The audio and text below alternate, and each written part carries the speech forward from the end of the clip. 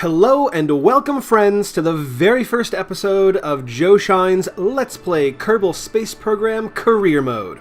Not only is this the first episode of this series, but this is the first series on this channel. So welcome! Isn't this exciting? I'll have announcements about what to expect later on, additional games, new series, new projects coming down the pike, but for now, let us jump into KSP. Kerbal Space Program is one of my current favorite games. I'm really having a good time with this. It's funny, it's fun, it's hard, it's goofy, and you know, it's still in development. So it's a good sign. I'm optimistic. There's a lot of game here for something that isn't done yet. As the developers at Squad describe it, KSP is a game where you create and manage your own space program. Sounds simple, doesn't it? Let's get started.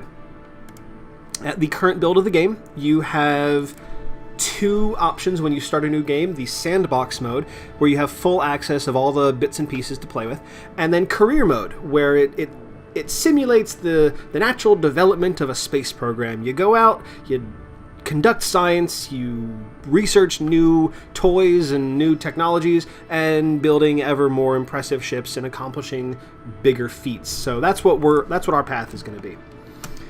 We will name our game JoeShine and select a flag. I like this guy up here, the three spheres representing Kerbal, the moon, and Minmus, plus it's a nice blue color. I like that, so we'll just go with that one.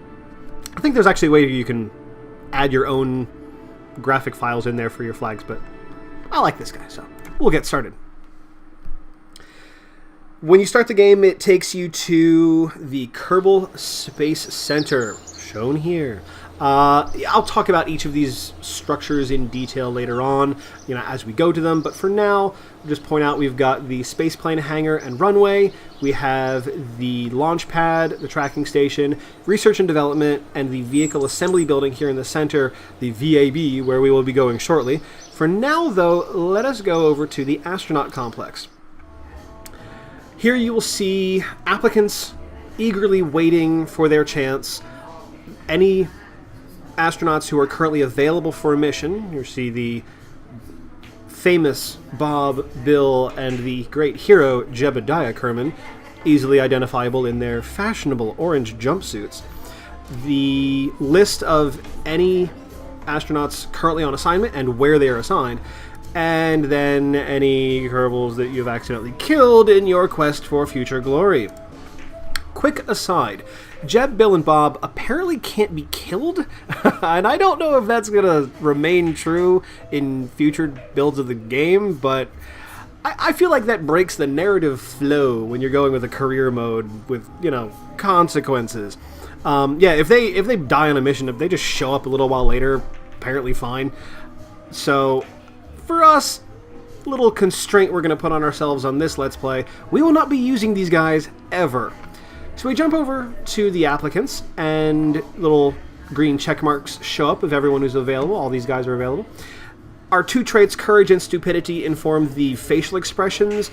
You'll see down in the corner on a mission, they'll be laughing or screaming their heads off depending on the situation and depending on, who they are.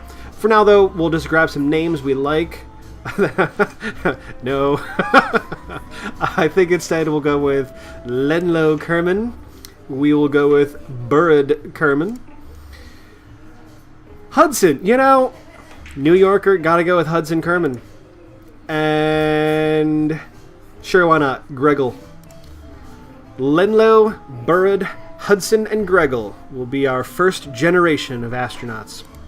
Let's see how long they last. You go to the vehicle assembly building to do all the construction of the rockets, the spaceships that you're going to send up. We'll see how it goes. I may show construction on whenever it happens. I may cut it out later on as it just becomes kind of monotonous, but I do enjoy the process. It may not make for great watching, so we'll see. As we go, I do want this to be a Let's Play, not necessarily a tutorial, but I also want to make sure that anybody watching has a good familiarity of what's going on and why.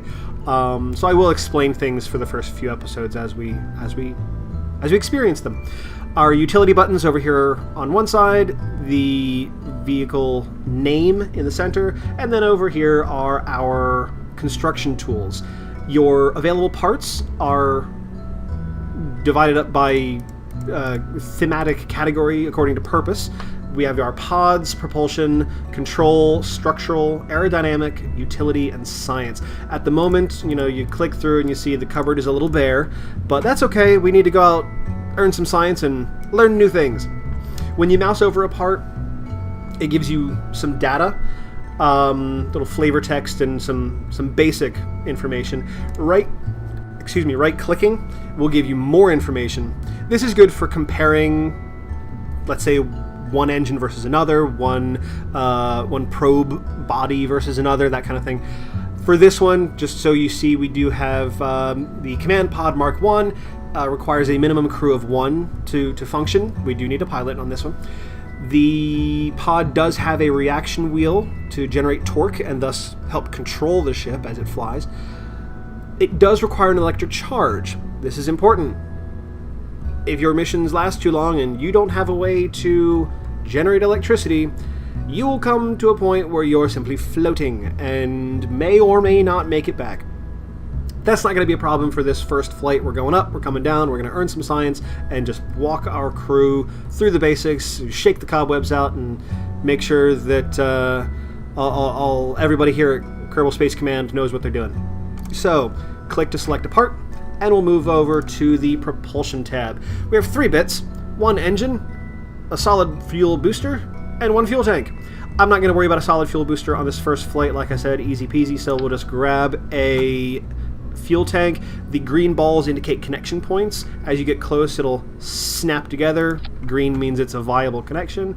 Attach that, attach an engine, and in fact, we also want to attach a parachute. As we said, we want to live to tell the tale. Down here, as you attach parts that are affected by the staging of the rocket, things will pop up. I will go into staging in more detail in another video. Right now, we'll just grab our engine and move it down to the first stage so that we do not fire our engine and deploy our parachute at the same time. Later on, once we know what we're doing and where we're going, we'll give more creative names, but for now, we'll just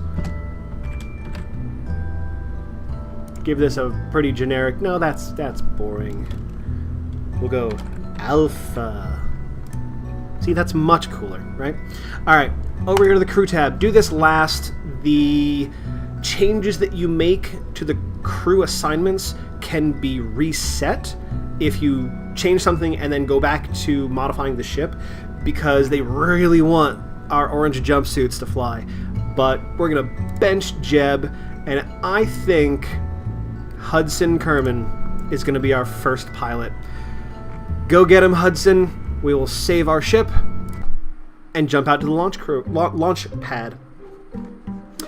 We do want to remember that one of our primary goals, beside being as awesome as possible, is to accumulate science. At the moment, our ability to actually do science is limited to looking around and noticing stuff. So let's do that. I'll scroll in for a better view. When you right-click on a part, it gives you some details and options, if there are any. So on our command pod, we will take a crew report for a mighty 1.5 science. Sure, why not? We record the crew's assessment of the situation. There are biomes, different physical areas around the planet and in its atmosphere give you additional opportunities for more science. So let's go up and do that. As we look around here, we do have our nav ball. Not a problem this time. Like I said, going up, coming down. We'll worry about this more later. Mission clock, altimeter over here. Our resources tab, mouse over that for some information. Left click to keep it up. I like the data, so we'll leave it there. And Hudson down here in the corner, looking calm, cool, and ready for what we're about to do to him. We'll hit T to turn on the automatic stabilization. Hold Shift to throttle our engine all the way up. The spacebar is your staging button, so we will hit space to go. 3, 2, 1, blast off. And there we go. We see the G meter jump. We see our fuel fall up here as well, seeing that go. Hudson is freaking out, but that's all right, because it will give him a whole new reason to worry in a moment as the engine cuts out. We still are, of course, traveling up. We built up a lot of momentum. Our actual velocity is falling, of course, as we near the top of our arc. And wait for it. No, I'm not going to wait. Quick note about parachutes. And there we go. The chute will, once it's deployed, the chute will inflate 500 meters above the surface. Now, that is not always clear how high that is if you don't know what terrain you're flying over. Some people will wait until the last possible moment to deploy their chute to make it more realistic. Until they add the Deadly Reentry mod into the game, there is not really a non-aesthetic reason for that, and I frankly don't want to end a mission by splattering into a mountain, so we'll deploy our chute with our staging button, the space button, a little earlier. I will accelerate time in a moment, but don't do that during transition moments, either from space to atmosphere or from falling to the chute deploying. Now we will accelerate time a little, because our mission is more or less over. We worked, we tested, we went up, we came down. I'm going to tip the ship over as we fall, because we're going to break that engine. There we go. And I would like Hudson to be able to get back out and get back into the ship. So we will do... Actually, can I do another crew report here? I cannot. All right. That's right. We already did one on the launch pad. Let's do an EVA. He's still hanging on. Let's see if this counts as flying over the surface. Well, it's letting us do a little bit more. Another 2.4. So we'll keep that data as well. Space to let go. We'll do another... No, that's reviewing the report. We will take a surface sample. The surface is charred and coated with burnt rocket propellant. There are also trace amounts of a conspicuous green substance. We won't ask. We can draw our own conclusions. And yep, we can't take another EVA report. But we'll come back over. We'll get back in the ship. I like to be able to get back in the ship at the end of a mission, because that way, when you go to recover the vessel, one click, everybody's fine. You can, of course, do this separately, recover the vessel, recover the crew. Takes a little bit of extra time, so, you know, to each their own. And with that, we earned 17.9 science points on this mission. This is not math class, so we round down all the time. We've got 17 points to spend, which we will do in the next episode. We'll talk about the tech tree, we'll talk about science and maybe some biomes, and build a bigger rocket with the new things that we'll know how to do. For now, thank you so much for joining me on this fun project. Subscribe to the channel to see new videos coming out. We're going to be doing some new games, other non-Let's Play projects as well. If you like the video, please click that like button. We will see you next time. Thank you for joining me. Have fun, and game on.